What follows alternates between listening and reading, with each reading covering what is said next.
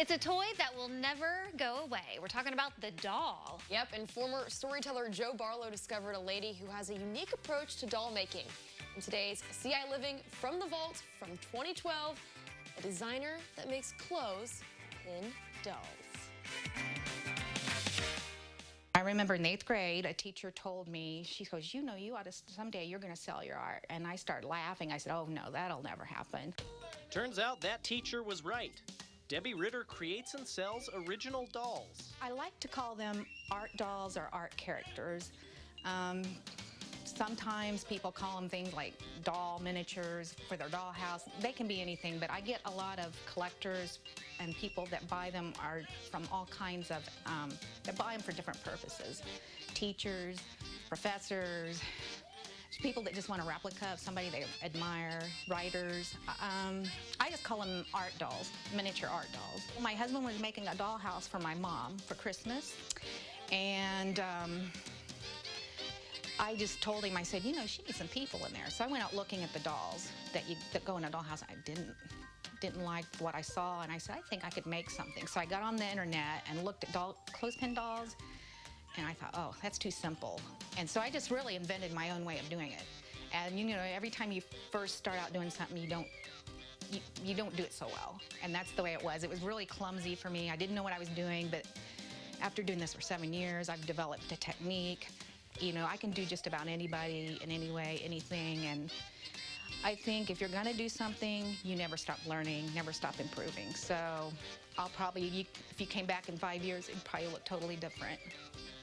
I have a sense of humor, and that's my biggest thing that I get out of it, because I don't expect people to look at them and think, oh, that looks really, really like a real person. I like to add a little humor to what I do, and that's what I get. It's just a way, an outlet for me after raising 4 children that are almost adults now and all that. I wanted something, sort of an outlet so I wouldn't go crazy. And this is what I started doing, and I just enjoy the humorous side. And if you're an artist, anybody who's artistic knows that you always have to be doing something. And that's why I like doing this. It's just an outlet for me, so I don't take out any frustration on anything else. This is my outlet here, right here, all these people, and I really enjoy it. It's just an enjoyable pastime for me. My inspiration comes from just people in general. Like I said, I do people's relatives, and I could sit at the mall and stare at people all day, because if you stare at people very long, watch people go by, there's a lot of humor in life. One of my probably favorites to do is Frida Kahlo, and she's real easy to do because of the unibrow.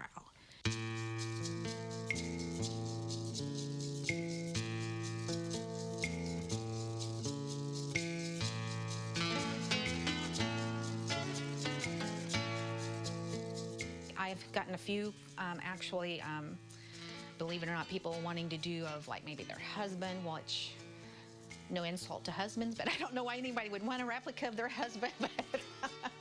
But anyway, yeah, I mean, I'm getting a lot of, I got a request from a lady who wants me to do a replica of a lady who got married, and her substitute mother had just passed away, and she wanted me to do a replica of her substitute mother to give to her. I get a lot of requests like that this time of year. Like I said, if people have favorite authors or celebrities, I do a lot of those this time of year. A lot of times I will hold it up to one of my family members and say, who is this? And if they can't tell me who it is, I know I haven't done very good, which, by the way, has not happened for a long, long time. So I think I do a pretty good job of it most of the time.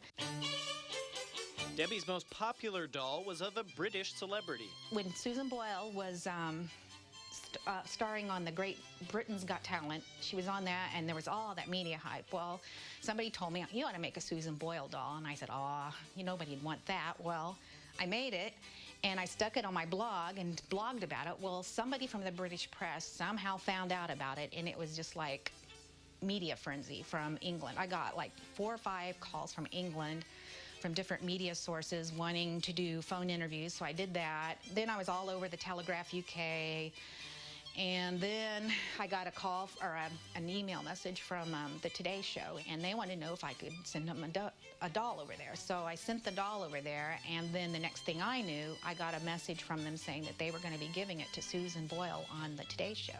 So they presented that to her, And it was really, I had to do a lot of Susan Boyles for about 6 months and until I could do it in my sleep. She acted like she really was happy to get it, so it made me happy. I just didn't want her to be insulted or something, you know. That makes me happy. Just knowing that I bring a little bit of pleasure or a smile to somebody's face because of something I did, that's really nice. It makes me happy. Oh, No interest is too niche.